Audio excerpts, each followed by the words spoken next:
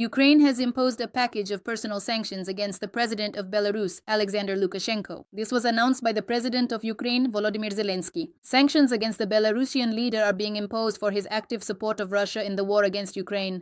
The decree, which enacts the decision of the National Security and Defense Council of Ukraine, has been published on the president's office website. It includes asset freezes, a ban on entry, revocation of state awards, and other restrictions for Lukashenko. Alexander Lukashenko has been trading Belarus's sovereignty for the continuation of his personal power for quite some time now, helping the Russians circumvent global sanctions for this aggression, actively justifying Russia's war, and now he is also increasing his own involvement in escalating and prolonging the war. There will be special consequences for this.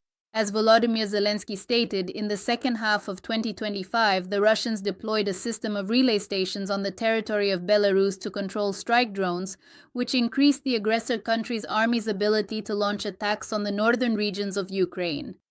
Zelensky pointed out that some of the attacks on energy facilities and the railway could not have been carried out by the occupiers without such assistance from Minsk. In December, Shaheds attacked a train, a repair crew, and then a railway bridge and a locomotive depot.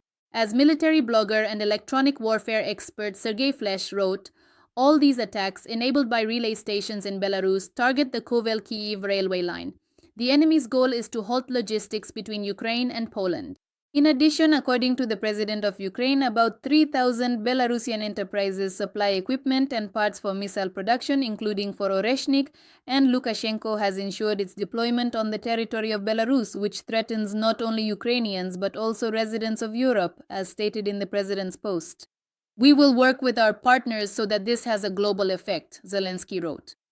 Ukraine has now officially burned this bridge. President Volodymyr Zelensky has signed a decree imposing personal sanctions against Alexander Lukashenko. What had long been postponed for tactical reasons finally became an established legal fact in February. Kyiv no longer pretends that Minsk is merely an involuntary ally of the Kremlin. Why have the sanctions been imposed right now? What exactly has been banned for the Belarusian dictator?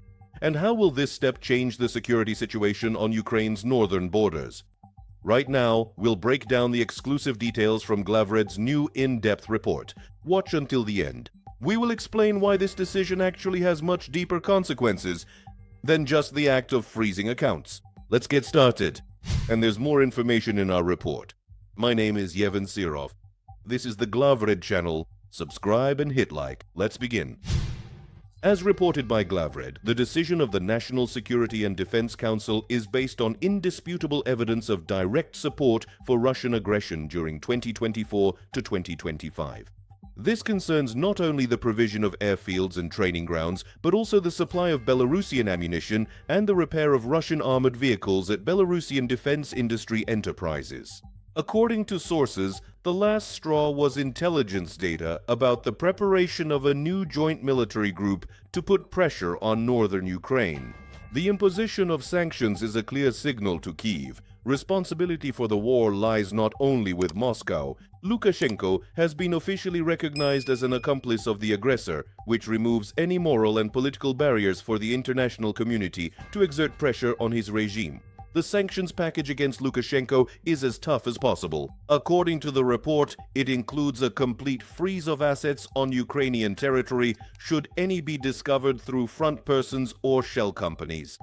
The ban on trade operations is, in effect, an embargo on the remaining Belarusian exports that could still reach the Ukrainian market. The suspension of economic and financial obligations. Special emphasis is placed on the prohibition of transit of any resources through Ukrainian territory. This creates enormous and complicated logistical problems for Belarusian enterprises that have tried to use grey market schemes in order to access the markets in the south. Ukraine is now closing the very last loophole for the Minsk dictatorship. This step has enormous symbolic significance. Ukraine is currently calling on all of its Western partners to follow this example and work to synchronize their sanctions lists. Up until this point, some EU countries have maintained specific opportunities for Belarusian potash fertilizers or wood processing.